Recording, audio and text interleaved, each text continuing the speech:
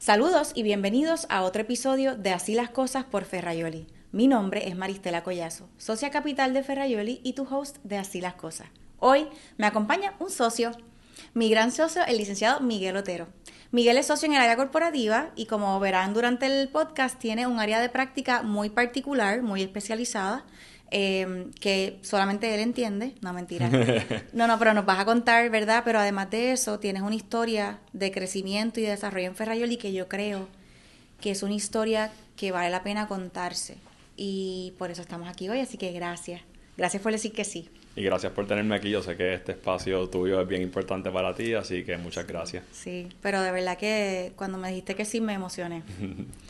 Y yo me acuerdo como hoy, el día de tu entrevista a Ferraioli. Yo me acuerdo que estando en esa entrevista, mientras tú contestabas las preguntas, había algo dentro de ti que yo decía, este muchacho tiene la sustancia y la sofisticación, ¿verdad?, del conocimiento, pero tiene una humildad y un aura tan agradable.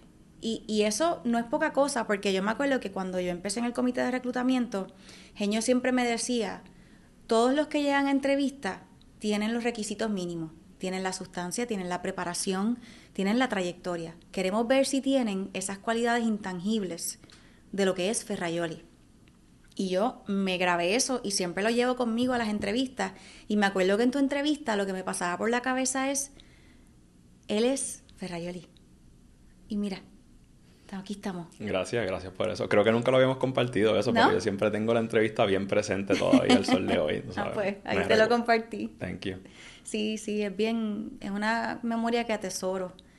Cuéntame, ¿cuál ha sido, narranos, tu trayectoria profesional en Ferraioli? Tú llegas como asociado senior. Llegué como asociado senior, o sea que es lo que se conoce como una entrada lateral, ¿verdad? Porque no empiezo aquí desde asociado. Antes de eso vengo de la banca, estuve un tiempo en la banca, así que comienzo como asociado senior aquí, pero reaprendiendo muchas cosas, pues porque requiere quizás muchas destrezas diferentes, muchas parecidas, pero muchas diferentes también. Claro. Y pues empiezo como asociado senior a trabajar un montón porque había mucho trabajo, y había la necesidad para trabajar mucho y tomando esa oportunidad para aprender mucho y ayudar a muchas personas que necesitaban también la ayuda de mucho trabajo. Poco a poco fui creciendo, ¿verdad? O ascendiendo, luego a socio y luego a socio senior hasta llegar a socio capital también. Pero quizás algo que fue común todo el tiempo fue que trabajé bastante, ¿verdad?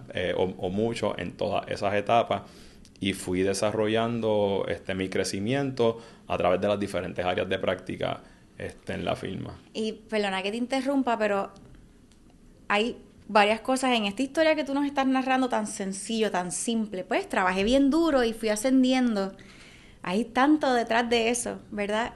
Yo me acuerdo que tus primeros 2 o 3 años fue mucho trabajo en silencio. O sea, yo sé que tú llegabas y tú te encerrabas en tu oficina a trabajar y tú ni te sentías. O sea, a veces a mí hasta se me olvidaba que Miguel existía. Pero lo digo en un sentido bueno porque llegaste con la claridad y el enfoque de que vengo a desarrollarme y hasta que yo no esté desarrollado, hasta que yo no me sienta que tengo como un agarre sobre lo que estoy haciendo, no voy a salir ni voy a buscar nada más allá. Y me acuerdo que me tocaste la puerta en tu 3er año aquí, cuando ibas a ser member, y me dijiste, yo quiero estar en recruiting. Como que estabas listo para salir y entonces empezar a aportar en otras facetas de la firma. Y me parece bien admirable porque parte de los requisitos de uno crecer profesionalmente es saber los tiempos, ¿verdad? Cuando yo estoy listo, lista para más en mi plato, cuando yo reconocer la capacidad que tengo de manejar el trabajo que tengo más algo adicional. Y cuéntame, porque nuestros hijos son paralelos. O sea, yo estaba teniendo mis hijos y tu esposa y tú estabas teniendo los de ustedes. O sea, mi hijo Joaquín tiene 8 años, Anabela tiene 7. 7. Me acuerdo que Joaquín con ni un añito y Anabela estaba naciendo y luego entonces mi hijo Alonso nació 2 semanas después que Juliana. Ujú. Y si Juliana y Anabela se llevan un año, ¿verdad? Un año. Así que tú estabas haciendo todo este desarrollo profesional mientras estabas empezando a ser papá. Ujú. Cuéntame un poco de ese reto. Es interesante porque yo estaba pensando en eso mismo cuando estabas diciendo que yo llegaba y me encerraba y trabajaba un montón y me iba. Anabela nació mi primer año yo trabajando aquí en Ferrayoli, so yo lo veía como que, mira, tengo que ir a la oficina en el menos tiempo posible, que era mucho tiempo, pero hacer lo máximo posible y llegar con una mentalidad de estar bien enfocado para entonces poder entonces tomarme, ir, pues, regresar a casa, tú sabes, y estar entonces también con mis hijas. Y en ese momento siempre tuve eso bien claro, de que mira, el tiempo que tengo aquí, que es limitado, quiero dedicarlo lo mejor que pueda, lo más eficientemente, para entonces después que me sobre tiempo algo para hacer otras cosas. O sea que tuve eso bien presentemente. Y como también añadiendo a que estaba aprendiendo nuevas destrezas o que empezando a trabajar con clientes, pues entonces, que eso siempre conlleva un poco más de esfuerzo, siempre al principio, pues entonces pues no podía pues estar, quizás hoy no me sentía que podía estar en otros comités o algo, Claro, para no claro, dedicarle tanto tiempo a otras cosas. seguro, Y no fue hasta tanto que yo dije, ok, ya por lo menos esto lo estoy entendiendo lo suficientemente y me siento cómodo, seguro. pues entonces déjame buscar afuera a ver dónde yo más puedo aportar también, no solamente en las áreas de práctica. Sí, y de nuevo, pienso que lo hiciste brutal. Y cuéntame, o sea, ¿verdad? ¿Cómo? Porque una de las cosas que yo admiro de ti es que me acuerdo tú y yo sentarnos a hablar, que con frecuencia hablamos de la paternidad, la maternidad y todos estos retos. Me acuerdo que cuando las nenas iban a empezar en la escuela, Anabela, tú me decías, estamos organizándonos porque las vamos a dejar en cuidado extendido. Nicole y yo, que es tu esposa, nos vamos a alternar quién las va a buscar. Y tú salías de esta oficina a las 5 de la tarde con el tapón, con el estrés, buscabas a tus hijas, tú, ¿verdad? Tú les das de comer, tú las bañas y después te conectas y trabajas. O sea, cuéntame de eso. ¿Cómo fue sobrellevar eso? Mira, eso yo creo que la pandemia, entre todos los retos que trajo, una de las cosas buenas que por lo menos que yo aprendí fue flexibilizar el trabajo. En la medida de, no es que estoy en un flexi time de que solamente puedo trabajar cuando esté disponible, pero que cuando el trabajo me necesite, pues yo estar listo para trabajar. Ok. Y pues de esa manera dejé de ver el trabajo como que, mira, estoy en la oficina, estoy trabajando. Más bien era como que si el trabajo me necesita o el tiempo me necesita, pues trabajo. ¿Por qué te comento eso? Porque entonces si en un día no había terminado las destrezas o lo que necesitaba hacer en ese día, pues entonces lo que hacía era que terminaba de trabajar, o sea, terminaba de estar con mis hijas y entonces empezaba otra vez a trabajar. ¿Por qué hacía eso? Porque es que si no, no me daba el tiempo suficiente para yo poder cumplir con todas las responsabilidades que yo tenía ese día. Seguro. Y era la única manera, yo siempre lo vi como un negocio propio. Y pues si tú tienes un negocio propio pequeño, pues si tienes un restaurante, pues quizás tienes que levantarte más temprano, ir a buscar las cosas que tienes que tener listas en el Seguro. restaurante. Si cerró el restaurante, pues de repente tienes que quedarte un rato más y quedarte entonces organizándolo para que cuando lo abras el otro día. Wow. Y yo viendo como el trabajo mío de lo que yo hago y mi práctica como un negocio propio, ¿verdad? Pues dentro de la plataforma de lo que es la firma. Seguro. Pero me daba la responsabilidad a mí de que, caramba, si no pude terminar hoy porque tuve que cortar por mis responsabilidades muy importantes que tengo, pues tengo que regresar, retomar, no se acabó el día completo, tengo un break todavía, atender varias cosas, entonces, y eso a mí me ayudó un montón. Wow. O sea, me encanta cómo lo estás viendo porque a veces nos enfocamos en que el trabajo y la responsabilidad en la casa no pueden coexistir. O sea, el trabajo es demasiado, la casa es demasiado y no puede coexistir. Y no necesariamente es como tú lo visualizas, ¿verdad? Es como tú administras tu tiempo, distribuyes tu tiempo. Claro, yo estoy segura que si hablo con Nicole, ella me va a decir, claro, porque yo me encargo de la escuela, de los chats, o sea, De eso los es un chats. chiste, de verdad, de mamá bien particular, pero yo creo que es algo bien valioso porque en la generación, hasta esta generación de nosotros, a mí me parece que los papás no tenían esa carga. Me parece que la responsabilidad, no siempre, no quiero generalizar, pero en la mayoría, la responsabilidad de los padres en el hogar era, ok, yo voy a trabajar 12, 13, 14 horas y ya. Y hasta ahí llegó mi rol. Y no estaban presentes a lo mejor en las otras facetas de su vida, como su vida de padre, su vida familiar, la vida escolar. Yo entrevistaba a la exgobernadora Sila María Calderón y una de las comentarios que ella le hacía a su hija es que cuando un día ella va a llevar a una de sus nietas a la escuela, ella le comenta, wow, que muchos papás hay trayendo los niños a la escuela. Porque obviamente en su época eso no se veía. Entonces ahora en esta generación eso se ha transformado y los papás y las mamás, no todos, pero en gran mayoría, ambos trabajan.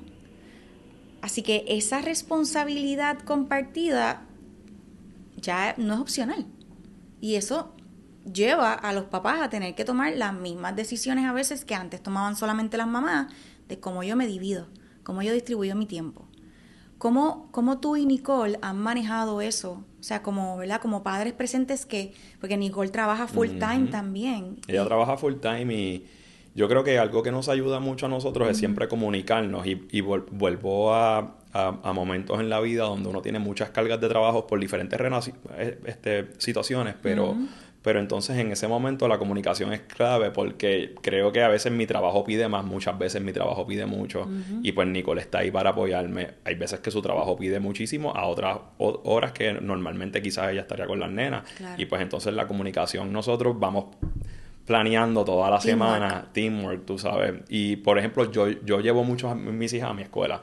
Y también es algo chulo porque es un tiempo que yo estoy con ella por las mañanas, que siempre es caos, pero, Sí, pero, doy fe. pero entonces en eso ya se acostumbran a que yo las lleve, entonces ahí Nicole entonces puede ir haciendo otras cosas. So, yo creo que la comunicación, pero it's not set in stone. Claro. Si hay un día que yo no las puedo llevar, pues ella las lleva o ella no las puede buscar. Y en eso ser bien understanding de las responsabilidades de ambos y ser flexible en que, caramba, hoy yo no puedo ir, pues vas tú. Y eso nos ayudó un montón a por lo menos darle un poco de orden a algo que tiene muchos requisitos de tiempo. Y eso a nosotros nos ha ayudado un montón, porque es que si no es muy difícil. Y se los aplaudo. Se los aplaudo porque lo están haciendo. O sea, como que, ¿verdad? Y lo están haciendo y tú estás manejando tus responsabilidades desde una óptica externa. Bien. De una manera bonita, ¿verdad? Y uno dice, qué bueno ver profesionales como Miguel, papás como Miguel, ¿verdad? Y ahora virando de regreso aquí a Ferraioli, en ese proceso tuyo de convertirte en papá, de empezar a conocer la firma, de empezar a desarrollarte como abogado de Ferraioli, también descubriste un área de práctica bien única. Cuéntame un poco de ese proceso. Pues mira, yo cuando entro a Ferraioli, yo lo que estoy trabajando son muchos temas de banca, naturalmente, pues porque vengo de banca. Pero uno de los temas que empieza a surgir son los fondos de capital privado, dentro de los temas que yo trabajo, financieros. Y pues la necesidad de la industria, la economía, yo veo que empieza a sonar más el tema, hay una necesidad porque es un tema que quizás mucha gente no les atraía o quizás les sonaba un poco muy denso. Pues empieza, y a mí me interesaba, o sea que empiezo poco a poco a trabajarlo y tengo la suerte de que la economía también sigue apoyando a la industria y que crece la práctica a nivel de Puerto Rico. Y creo que también hay una tendencia a nivel de Estados Unidos y global un poco. Así que lo que hago es básicamente seguir y trabajar en esa tendencia de lo que los fondos de capital privado, dentro de las muchas otras cosas que trabajo, viendo también los temas financieros, que es algo que tiene que ver con los fondos de capital privado. Es algo que, al igual que otras cosas, hay muchos ahora en Puerto Rico, pues los pagos, ATH móvil o cualquier otra cosa, que pues todo se ha ido digitalizando un poco. Y pues todas esas transacciones, servicios, productos, pues son financieros y siguen en el day to day. Antes se hacían quizás con dinero físico, correcto, y con otros tipos de papeles, pero hoy se hace de otra manera. Pero el cripto. Exactamente. Tú manejas esos temas. Y entonces, poco a poco, lo que he hecho es seguir un poco, pues, lo que es la economía y lo que está pidiendo, tú sabes, la sociedad o la industria en temas financieros que nos tocan a todos. Claro. Porque hay otros temas del derecho, como tú sabes, que quizás si tú no lo estás trabajando y a veces se nos escapa un poco. Y si no lo estás atendiendo, pues no lo estás viendo, pero nosotros todos te estamos transaccionando, ya sea a un nivel comercial, ya sea en cualquier tipo de cliente, Seguro. o nosotros personalmente, Seguro. haciendo una transacción.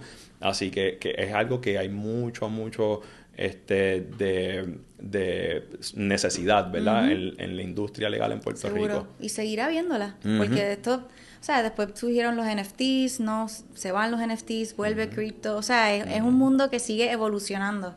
Pero fíjate, yo te aplaudo.